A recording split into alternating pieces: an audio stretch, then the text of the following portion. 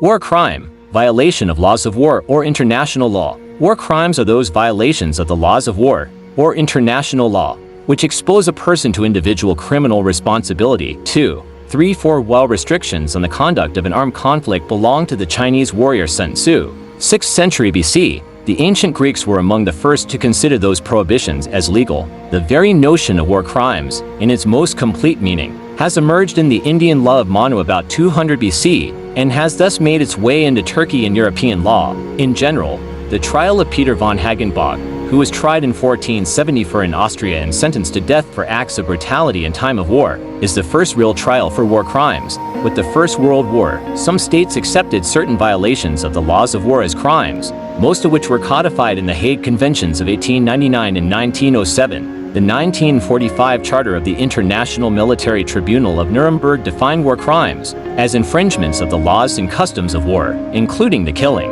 ill treatment or deportation of civilians in occupied territory, the killing or ill treatment of prisoners of war, the killing of hostages, the taking of private property, and unnecessary military destruction. The international community has not easily embraced the idea of punishing war crimes, but has gone through several stages, and the following international texts can be seen as the hallmarks of this development, such as the Treaty of Versailles of 1919, the London Agreement of 1945, and the Geneva Conventions of 1949. In this regard, Professor Tonkin wrote that when a war of aggression aimed at violating international recognition is called a crime, it means that the state has committed a crime of a very linear nature. The natural persons who have carried out such acts apply to them the principle of the commission of an international crime and the resulting criminal liability.